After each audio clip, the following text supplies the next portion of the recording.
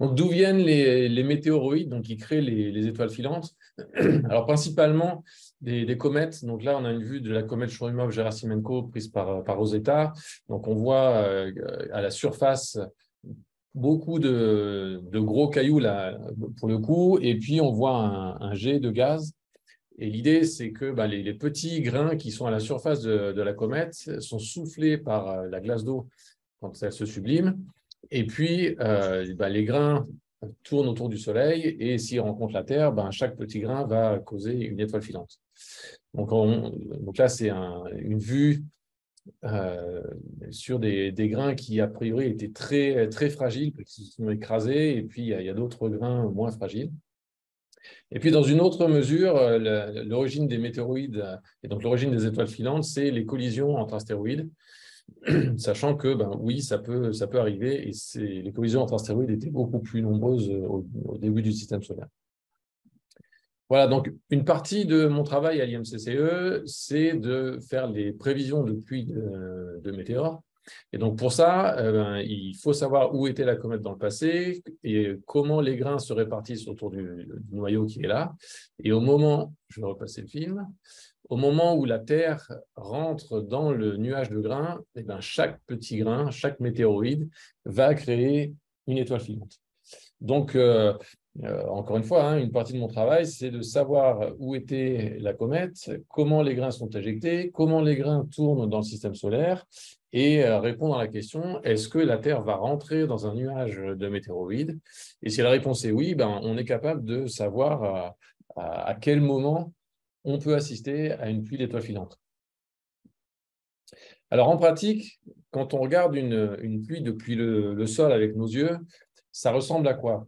Donc, dans le cas d'une pluie moyenne, en 10 minutes, voilà, on verrait quelques étoiles filantes. Et pour quantifier le nombre d'étoiles filantes qu'on peut voir, sachant que entre deux personnes, il y aura des différences parce qu'on n'a pas tous les mêmes yeux, que peut-être il y en a un qui observera dans le désert là où il n'y aura aucune pollution lumineuse et l'autre il sera un peu plus proche des villes et donc forcément ça influera sur le nombre total de météores.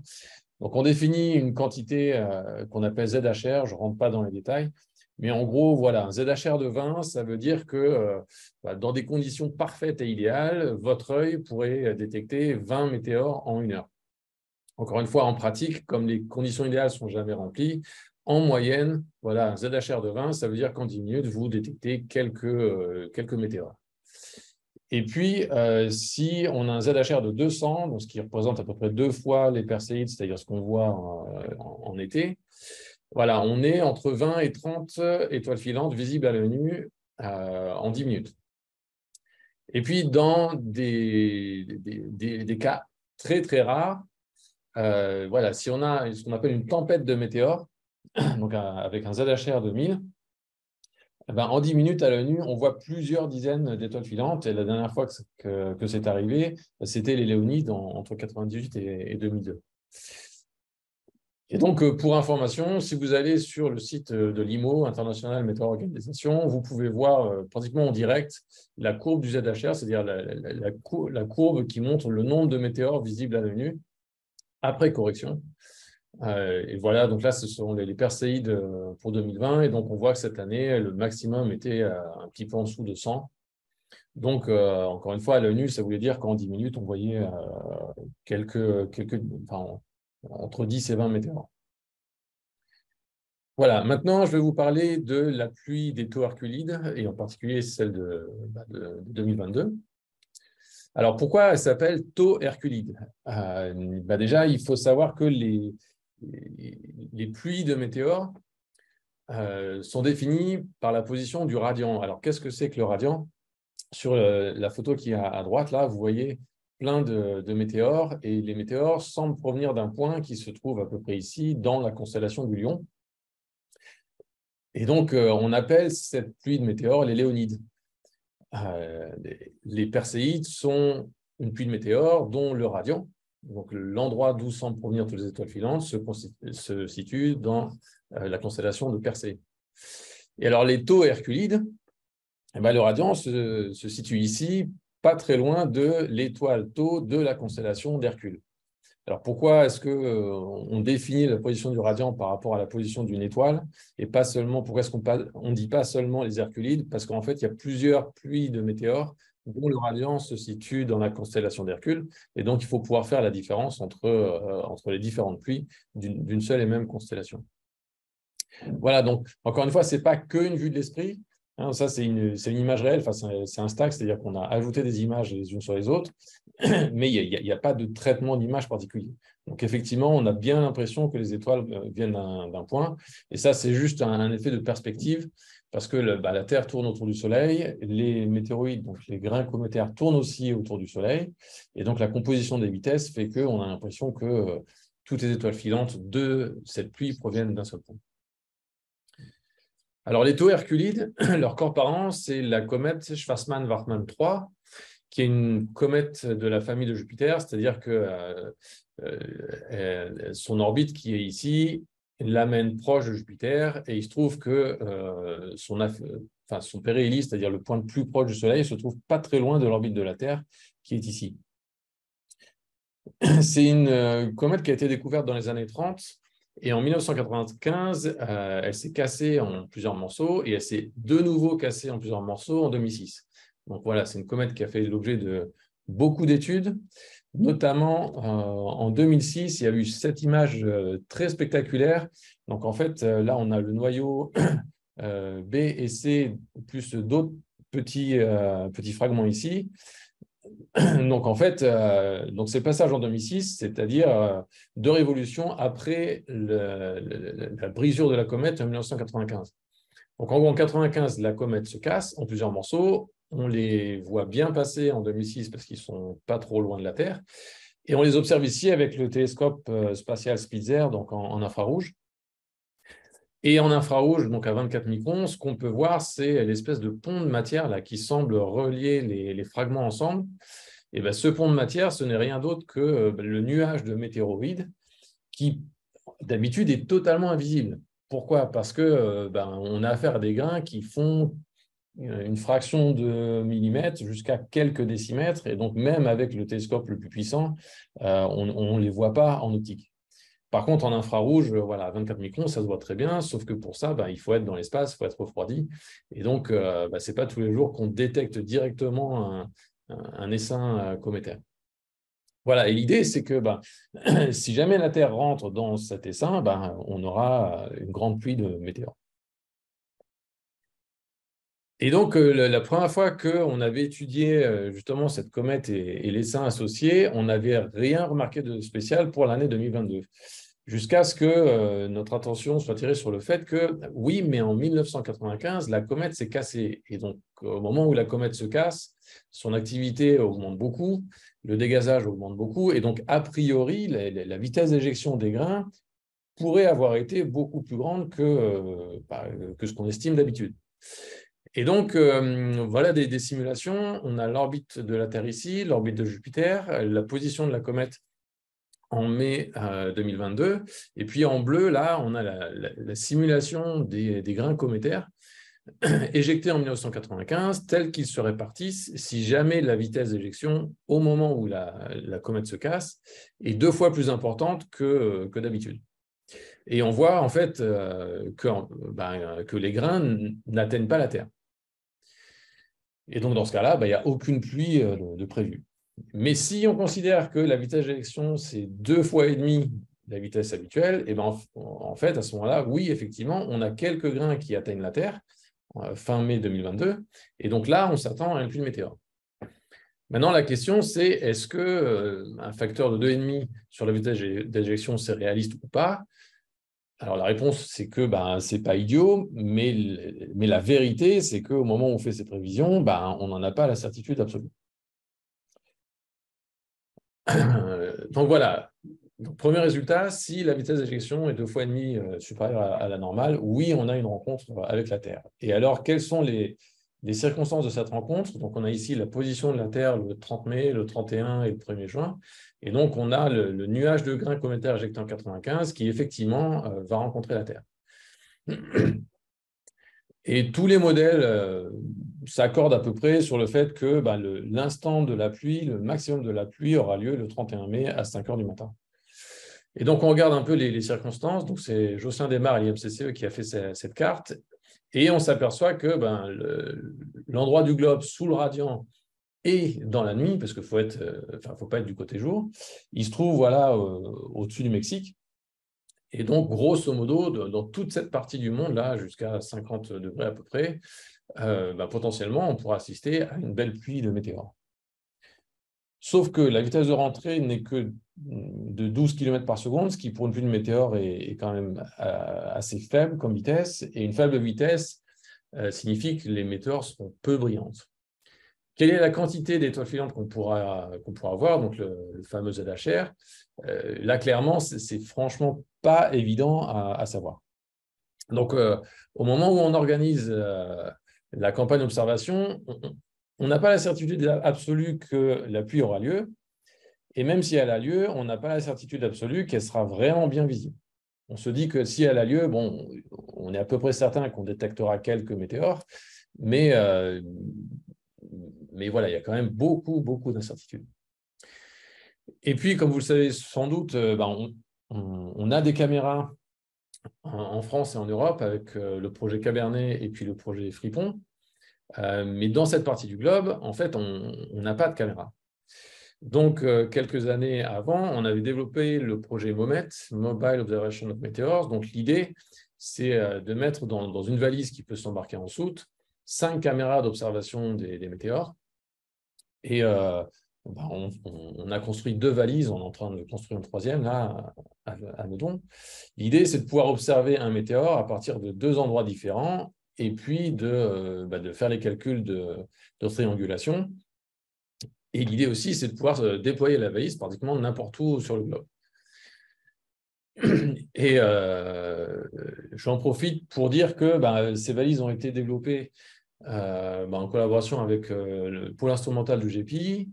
Pedro da Fonseca, qui aujourd'hui travaille au LESIA, est chargé de toute l'interface informatique. En gros, il a fait en sorte que n'importe qui puisse prendre le contrôle des 5 caméras et puis lancer les acquisitions et que tout se passe bien. Et la première campagne d'observation après les tests effectués en France par l'IMCCE, donc la première campagne d'observation, c'était en 2021 avec une collaboration avec le CIRT et l'Université du Chili, et Pedro une fois de plus. Donc voilà, tout ça c'est bien, mais vous voyez qu'il y a pas mal d'incertitudes, et la plus grosse incertitude pour absolument toutes les missions, ça reste quand même la météo. Parce qu'on peut faire 12 000 km pour aller voir une pluie de météore, mais si le temps est couvert au moment de la pluie, finalement, on ne va rien voir. Donc, l'idée, c'est et si on volait? C'est-à-dire, si on mettait nos caméras à une altitude où on garantit qu'on sera toujours au-dessus des nuages. On est mobile aussi, donc on peut se positionner à un endroit idéal. Et puis, a priori, le ciel sera bien dégagé et on n'aura pas trop de pollution lumineuse. Donc, a priori, on devrait voir beaucoup plus de météores. Et ça nécessite un gros travail d'équipe. Alors, on n'en était pas à notre premier essai. On a fait plusieurs campagnes aéroportées d'observation de météores ou de rentrée atmosphérique de sondes spatiales. La dernière en date, avant les Tuarculides, c'était les Draconides qu'on avait organisées. Mais aujourd'hui, je vais vous parler de la campagne des Tuarculides en particulier. Voilà, donc l'histoire commence au moment où on est contacté par l'université du Southern Queensland, par Fabian Zander, qui nous explique que la société RTI, Rocket Technologies International, a le désir de se lancer dans des activités spatiales et nous demande si on a des idées de missions scientifiques qu'on pourrait faire à partir d'un avion. Donc ça, c'était en novembre 2021. Donc évidemment que j'ai sauté sur l'occasion en disant oui, bien sûr, il y a les Tuarculides l'année prochaine. Sauf que voilà, il faut bien savoir qu'il y a quand même beaucoup d'incertitudes, quoi. Et donc 2 semaines avant le départ, on a une réunion de go, no go. Oui, c'est bon, on prend le risque. Donc nous voilà à Dallas pour faire les tests. Donc, on retrouve ici Pedro. Vous voyez que dans un avion Phenom 300, il n'y a pas beaucoup de place. On ne peut même pas tenir debout. Et l'idée, c'est d'installer un maximum d'instruments. Donc, on a des caméras stabilisées et des caméras non stabilisées devant chaque hublot. sachant qu'au moment des observations, on éteint au maximum toutes les lumières et puis on met des rideaux pour empêcher les réflexions des lumières parasites. Donc voilà, c'est un peu exigu, mais ça se fait très bien. Et puis, donc le plan de vol prévoyait qu'on parte de Dallas, qu'on aille au-dessus de l'Arizona et qu'on passe à proximité de réseaux d'observation des météores au sol. L'idée, c'était de pouvoir faire des triangulations. Donc ça, c'est une installation mobile installée par nos collègues slovaques. Alors, fin mai, dans cette partie du globe, il fait très chaud. Là, on faisait un pique-nique sous l'aile de l'avion. C'était assez rigolo, et en particulier parce qu'on avait cassé la climatisation à force de la pousser au maximum. Et pendant un vol de test, on s'est aperçu qu'il y avait des feux de forêt. Il me semble que c'était en Arizona ou au Nouveau-Mexique.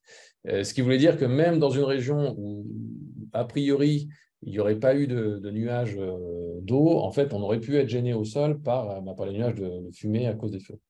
Et ces nuages, en fait, se propagent très loin. Donc, l'idée d'observer à partir d'un avion, c'est vraiment une très, très bonne idée, quoi. Voilà, donc maintenant, je vais vous parler de l'amas de météores en particulier. Et je commencerai par les premiers résultats.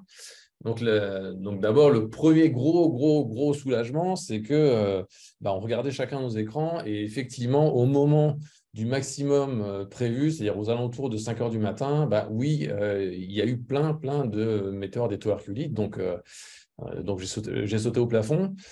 Et en particulier, les caméras assez sensibles à une magnitude limite de 7 pouvaient détecter entre 2 et 3 météores par minute, donc ce qui est assez énorme. En novembre 2022, on a organisé un workshop où on a rassemblé tous les acteurs de cette campagne, donc au centre Jules Janssen à Meudon, pour continuer à l'exploitation des données et développer des outils dont je reparlerai tout à l'heure. Voici un exemple de mesure de spectre de météores. Donc, ici, on a les spectres d'étoiles qui sont pratiquement fixes. Et puis là, on a un météore qui passe en dehors de l'image et on voit le spectre ici. On a une belle raie dans le jaune, là, c'est une raie du sodium. Et avec ça, on est capable de déterminer la composition atomique des grains cométaires qui ont été éjectés depuis le cœur de la comète en 1995. Alors, une des grosses difficultés de l'exploitation des données, c'est que d'habitude, quand on observe les météores, les caméras ne bougent pas. Et donc, tous les softs de détection et d'exploitation des météores sont faits pour une scène qui ne bouge pas. Et là, on a besoin de détecter des météores qui bougent dans un environnement qui bouge. Et c'est là où les collaborations avec le LIPSIS à Jussieu ont été fantastiques et sont encore fantastiques parce qu'ils ont développé un outil qui s'appelle FMDT, donc Fast Meteor Detection Tool, qui est accessible gratuitement sur GitHub et qui marche très très bien. Et en novembre dernier, on a développé aussi PyFMDT qui permet de faire la réduction astrophotométrique des météores. Donc, pour vous donner un exemple, voilà un film pris par une des caméras. Donc, alors, je ne sais pas si vous l'avez vu, mais ici, il y a un météore. Attention, voilà. Donc, on sent bien que, à raison de 4 caméras par hublot, s'il faut regarder les 4 heures d'observation à l'œil, ça va être très, très, très long. En pratique, c'est ce qu'on avait fait en 2011. On ne connaissait pas encore les collègues du LIPSIS. Mais voilà, ce n'est pas ce qu'il y a de plus facile, ce qu'il y a de plus réjouissant, mais le fait est que ça se fait. Et puis voilà la même séquence vidéo analysée par le logiciel FMDT, donc, qui reconnaît très bien les étoiles, qui les identifie, et ici, qui identifie très très bien le météore en question. Donc, en gros, ça marche vraiment super bien et on était vraiment content d'avoir ce genre d'outil à disposition. Et puis, fin juin, donc, il y avait Charlotte Loire qui était étudiante au DUEQ l'année d'avant, qui a voulu faire un stage avec nous à l'IMCCE et je lui ai dit, tiens, si tu peux jeter un œil aux données des tueurs fluides, ça serait super. Et un jour, elle me dit, tiens, regarde, cette image, elle est un peu bizarre. Donc, cette image, en fait, c'est un stack, donc c'est une superposition d'images prise par une caméra qui devait être stabilisée, mais qui n'était pas parfaitement stabilisée. Donc, on reconnaît ici la grande ours. Cassiopée ici qui avait un peu bougé pendant la séquence. Et puis voilà, là, on a plein de traits. Et d'habitude, quand on a un trait, on se dit, bah, tiens, voilà, il y a un météore. Et quand on me montre ça très, très rapidement, je me dis, mais en fait, ah oui, si ça se trouve, c'est un amas de météores. Sachant qu'un amas de météores, c'est quand même super rare. Et donc, si on reconstitue la vidéo avec FMDT, ça donne ça. Donc, en rouge, c'est les fausses détections, c'est des réflexions de parasites, voilà. Et en vert, ce sont les météores. Donc, je vous encourage à les compter. Évidemment, ce n'est pas évident. Donc là, la vidéo boucle. Voilà, en quelques secondes, on a eu plus d'une trentaine de météores. Sur cette vidéo, on en voit 34 en moins de 8 secondes. Et en analysant les données des caméras du collègue slovaque, au final, on en a compté 38 en 11 secondes. Donc, voilà, on est capable à partir de ça de calculer une masse, de calculer un âge maximum. Ici, on a les performances du logiciel FMDT. Donc, en vert, c'est la durée des météores telle qu'on peut la déterminer à l'œil nu. Et en rouge, c'est ce qu'a déterminé donc le logiciel. Et donc, on voit déjà que le logiciel a détecté absolument tous les événements qu'on est capable de voir à l'œil nu. Et puis, globalement, il est capable de détecter à peu près ce qu'on voit également à l'œil nu. Donc, ça marche vraiment super bien. Si on fait une répartition en taille ou en magnitude, on voit que en échelle log, c'est une belle droite là d'index 3,1. Donc, je ne rentre pas dans les détails, mais quand on voit ça, on est assez content quand on est scientifique. Et puis, l'exploitation des résultats n'est pas finie, puisque en ce moment même, dans le bureau d'à côté, Arina Potova, qui est également une étudiante du DUEQ, est en train de prendre la suite et de pousser FMDT dans ses limites pour exploiter au maximum toutes ces données-là. Voilà, alors des amas de météores, météor cluster en anglais, il n'y en a pas des masses. Aujourd'hui, on en connaît moins de 10, le dernier étant celui qui défile là en arrière-plan. Voilà, le précédent, c'était en 2016 et celui d'avant, c'était en 2002 pendant les Léonides. Donc, en gros, on a fait un calcul très, très, très, très simple. On a regardé le nombre total de météores observés qui était disponible dans les bases de données par rapport au nombre de clusters, d'amas de météores connus. Et donc, un calcul très, très basique nous montre que un cluster de météores, il y en a à peu près 1 sur 1 million de météores observés. Donc, c'est pour ça que c'est quand même un événement vraiment exceptionnel. L'origine, aujourd'hui, c'est très probablement une conséquence en fait, des stress thermiques. Donc, en gros, vous avez le météoroïde dans le système solaire qui va être chauffé, refroidi, chauffé, refroidi, chauffé, refroidi, et un jour, il va casser. Et donc, en observant ces clusters-là, on est capable de dire que, voilà, en général, un cluster, il s'est cassé quelques jours avant de rentrer dans l'atmosphère.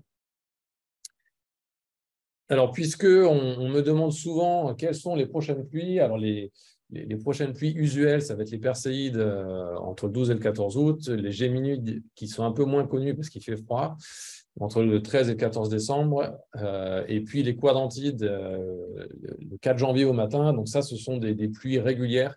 Donc tous les ans, si vous avez du beau temps, vous pouvez voir ces pluies-là. Et la prochaine, non, pardon. Donc, le niveau de ces pluies, c'est un ZHR de 100. Donc, voilà, ça fait quelques étoiles filantes en 10 minutes. Et la prochaine grosse pluie, donc la tempête, c'est le 19 novembre 2034. Alors, je sais, c'est dans longtemps, mais je fais déjà de la pub parce que ça va être un événement vraiment exceptionnel.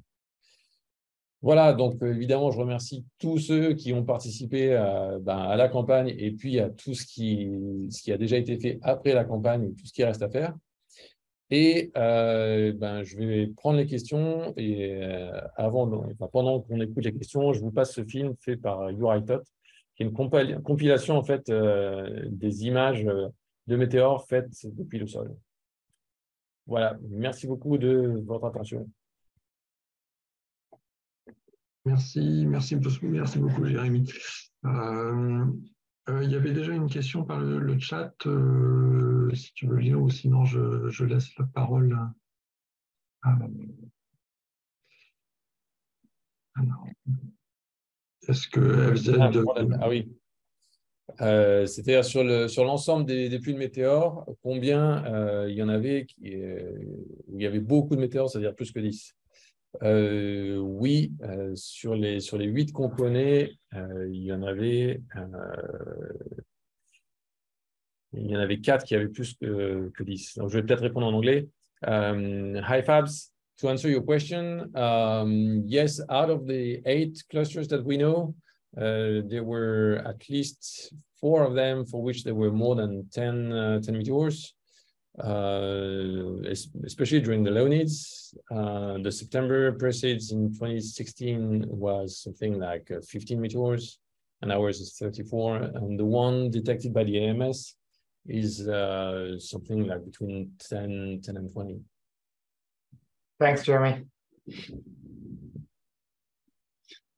J'avais une question sur, tu as dit la vitesse de rentrée de ce nuage. En fait, c'est tout simplement la vitesse de l'objet d'origine.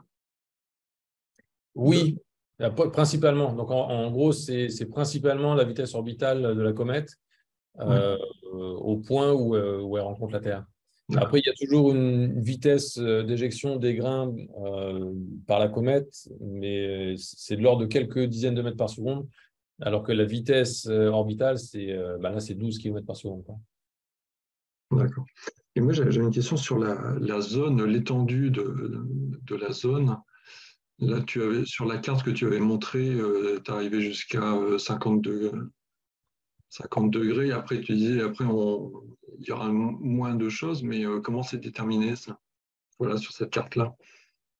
En gros, imagine un cylindre avec tous les météores qui arrivent sur la Terre, et le point d'impact, on va dire, frontal, il est ici. Et donc, plus tu t'éloignes, en fait, ici, là, tu rases l'atmosphère, quoi. Donc là, tu es en choc frontal et là, tu la rases. Et donc, entre les deux, c'est une bête histoire de sinus ou de cosinus, suivant l'angle que tu considères. D'accord. Du coup, c'est uniquement lié au diamètre de la Terre. Ce n'est pas une estimation de la taille du nuage. Tout à fait, ouais. Tout à fait. Alors, est-ce qu'il y a d'autres questions? J'espère.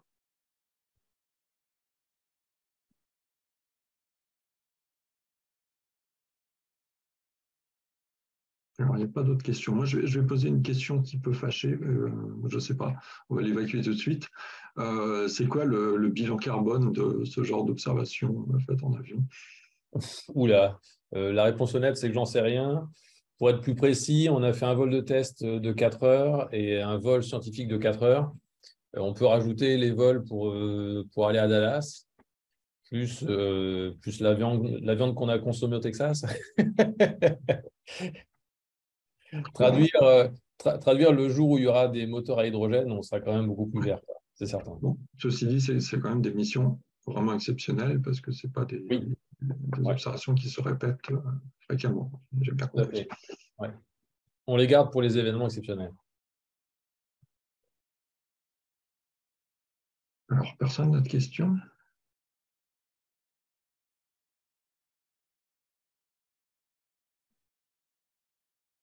Jérémy, est-ce que tu as une question à toi-même? Dans le chat, là, la prévision pour 2034 paraît très précise. Quelle est la raison à cela? Très bonne question. Si je rejoue ce film, donc là, c'est une vue d'artiste, hein, mais en gros, la position de la comète dans le ciel, tant que la comète a été observée, on va dire, sur plus d'une période, elle est quand même très, très bien connue. Les modèles de vitesse d'éjection des grains sont relativement bien connus aussi, donc ce n'est pas ça qui pose problème. Toute la dynamique des météorites dans le système solaire, c'est un peu notre boulot à l'IMCCE. Savoir où est la Terre, c'est pareil, hein, ça fait partie des compétences de l'IMCCE. Et du coup, savoir où sont les grains une fois qu'ils sont éjectés en fonction du temps, savoir si la Terre va rentrer dedans, ça se fait relativement bien. Et donc, notamment, notamment pour les Léonides. Donc, comparant, c'est la comète Tempel-Tuttle qui est bien connue, qui est sur une orbite stable. Ça marche vraiment super bien, quoi. Et pour information, en fait, les premières prévisions correctes de pluie de météores, c'était les Léonides en 99. Et donc après, en 2000, 2001, 2002, ça a vraiment super bien marché. Et donc, voilà, on a été capable aussi de faire des post-prédictions, c'est-à-dire de retrouver des pluies qui ont été observées, notamment en 1966, 1934, etc., de manière très précise. On a réussi aussi à expliquer assez bien pourquoi en 1899, les prévisions s'étaient totalement trompées, quoi. Voilà, donc sur ces bases-là, non seulement on est capable de vous dire le jour à laquelle le maximum de la pluie aura lieu, mais l'heure également. C'est-à-dire que, alors là, j'ai plus l'heure en tête pour les Léonides de 2034, hein, mais voilà, si on vous dit 2 heures du matin, on sait que ce n'est pas 3 heures du matin. Et de toute façon, si on vous dit 2 heures du matin, il faut observer au minimum 1 à 2 heures avant et après. Mais voilà, si on dit 2 heures, et ça peut être 2h05, 2h10, mais voilà, on a la certitude que ce ne sera même pas 2h30, quoi. Encore une fois, ça, c'est dans le cas où la comète est bien connue, la dynamique est assez stable. Et puis, il y a tous les autres cas, en fait, où soit la comète n'est pas connue, soit l'orbite est quand même beaucoup plus incertain, soit le niveau de la pluie est incertain. Ça, c'est encore très difficile à évaluer. Euh, donc voilà. D'accord, merci Jérémy. Peut-être juste une petite question pour compléter. Là, j'ai rapidement regardé sur Internet l'heure de maximum prévue pour 2034. Apparemment, c'est 3 heures du matin, heure européenne. Donc, c'est bien placé pour nous. Est-ce qu'on a une idée du nombre? Non, je crois que tu disais que c'est difficile de prévoir le nombre qu'il y aura, Ouais. mais dans quelle mesure il sera extraordinaire? Enfin, voilà, d'un point de vue un peu qualitatif. Ouais. Alors, c'est vrai que le niveau des pluies, c'est un peu ce qu'il y a de plus difficile. Encore une fois, pour les Léonides, en fait, on l'a tellement étudié qu'on a beaucoup plus confiance, quoi. L'autre chose aussi, c'est que le nuage de grains cométaires qu'on va traverser, si mes souvenirs sont bons, en fait, on l'a déjà traversé. Et donc, alors ça va dépendre aussi de est-ce que la Terre tape le nuage exactement au centre ou un peu sur le côté, etc., hein. Mais en gros, on sait que ces nuages-là ont provoqué des tempêtes de météores, c'est-à-dire plus de 1000 météores visibles à l'œil nu dans le passé. Et donc, on sait que ça sera un spectacle fantastique, quoi. Et voilà, alors c'est vrai que je commence à en parler maintenant. Pourquoi? Parce que voilà, si vous voyez ça une fois dans votre vie, vous en rappellerez toute votre vie. C'est un peu comme l'éclipse totale de soleil. En fait, c'est tellement beau et c'est tellement impressionnant que vous vous en rappellerez. Donc voilà. Vous n'avez pas fini d'en entendre parler. Merci. Alors, il y avait Anthony Berdeux qui avait une question. Je sais pas si je lui ai autorisé le micro. Je peux la poser si. Oui. Donc, l'hypothèse qu'il y avait au départ, c'est que vous n'alliez peut-être pas voir la pluie parce que ça dépendait de la vitesse d'éjection lors de la fragmentation, entre 2 fois, 2,5 fois. Vous ne saviez pas trop si l'hypothèse était correcte. Donc, comme vous l'avez observé, ça montre que l'hypothèse était bonne. Et du coup, ça nous apprend quoi sur la fragmentation en elle-même? Le fait d'avoir un V de 2,5, est-ce que comme ça avait l'air inattendu, on apprend quoi de cette info? Ouais. Alors, ce n'était pas totalement inattendu, hein, dans le sens où voilà, c'est pas un facteur 100, c'est même un facteur 10, ça serait peut-être pas si étonnant que ça. Enfin, faudra que je discute avec les spécialistes des comètes. Donc, qu'est-ce que ça nous dit? Ça nous dit qu'en cas d'adburst de la comète, effectivement, les grains cométaires sont éjectés beaucoup plus rapidement que ce qu'on a l'habitude de voir. Encore une fois, intuitivement, on le sent bien. L'autre chose qu'on aimerait déterminer à partir de ces observations, c'est ce que je montrais là. En gros, c'est sur les spectres, hein. Donc ça, c'est un spectre enregistré par Stéphane Lolleux.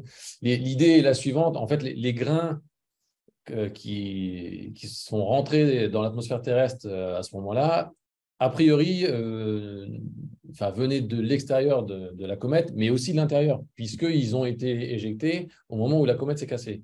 Et une des grosses questions à laquelle on aimerait répondre, c'est est-ce que la composition atomique des grains qu'on est capable de déceler est différente entre l'intérieur de la comète et l'extérieur de la comète? Et on est encore en train d'y travailler, c'est un travail de longue haleine, mais c'était aussi ça une des grosses motivations, quoi. Là, en l'occurrence, vous ne saurez jamais d'où vient le grain, c'est juste qu'il y aura des spectres différents. Ouais. Alors, est-ce que les spectres sont différents? On est encore en train de les exploiter, donc aujourd'hui, on n'a pas de réponse, et finalement, s'ils sont vraiment pas différents, ça nous dit que globalement, en tout cas pour ces compositions-là, la comète est assez homogène, quoi. Je reviens sur quelque chose que tu as dit, pour les Léonides, il faut commencer à observer 1 heure avant le pic et jusqu'à 1 heure après. Et ça veut dire parce que vous savez la taille de ce nuage et Oui. du coup le temps de passage. Oui, c'est ça. Alors, la première raison, c'est d'abord parce que c'est vachement beau. Bon, mais aussi, voilà, plus sérieusement et plus scientifiquement, effectivement, parce que en fait, on sait que la pluie, voilà, on prédit l'instant du maximum, mais il faut le temps que le niveau augmente et le niveau diminue. Et donc, grosso modo, une tempête de météores comme ça, dans le cas des Léonides, oui, ça dure 2 heures facile, quoi. Mais ça, vous le savez parce que d'année en année, le même nuage repasse et du coup… Oui, sur la base des observations passées. Oui, sur la base d'observations passées. Et aussi, les modèles nous donnent une idée de l'étendue du nuage. Donc, on sait que voilà, ce sera 2 heures. On sait que ça ne sera pas 10 heures. Ça ne sera pas 2 jours. C'est pour ça aussi qu'on insiste pas mal sur l'heure d'observation. Parce que typiquement, à une demi-journée près, on a tout loupé, quoi. D'accord. Il y a aussi le fait que, excuse-moi, j'insiste là-dessus, en fait, on donne, c'est toujours une bonne idée de donner les heures en temps universel. Parce que je me rappelle, en fait, pendant les Léonides au début des années 2000, j'avais dit pendant une conférence grand public, oui, genre, ça sera, alors je ne sais plus, genre à 2 heures du matin, et je parlais en heure française. Et il y a quelqu'un qui était là, qui m'a entendu, qui était brésilien, qui est allé, qui a observé depuis le Brésil à 2 heures heure française, sauf qu'à 2 heures heure française, le radian n'était pas levé. Et donc, il n'a rien vu, il est parti se coucher en disant, Jérémy s'est complètement planté. Et en fait, il est parti se coucher au moment où la pluie commençait à être visible pour lui, quoi. Donc, bon, on donnera toutes les infos en fonction de la zone horaire à ce moment-là. Si vous avez des questions, n'hésitez pas à vous manifester. Moi, j'ai une question sur l'obtention des spectres. Ouais. Ça a été fait depuis des caméras embarquées sur l'avion. Oui. Est-ce que c'est des observations qui sont possibles depuis le sol? Oui. En fait, dans la valise Momet, là, la caméra qui est là a vocation à être une caméra spectro. Donc, en fait, on va rajouter un réseau à transmission ici. D'ailleurs, il y a la pièce mécanique pour l'accueillir. Et l'idée, c'est que les météores qui seront visibles avec les 2 caméras ici produiront des spectres qui seront enregistrés par la caméra qui est ici. Donc, ça se fait relativement bien, on va dire. Après, c'est des spectres à basse résolution.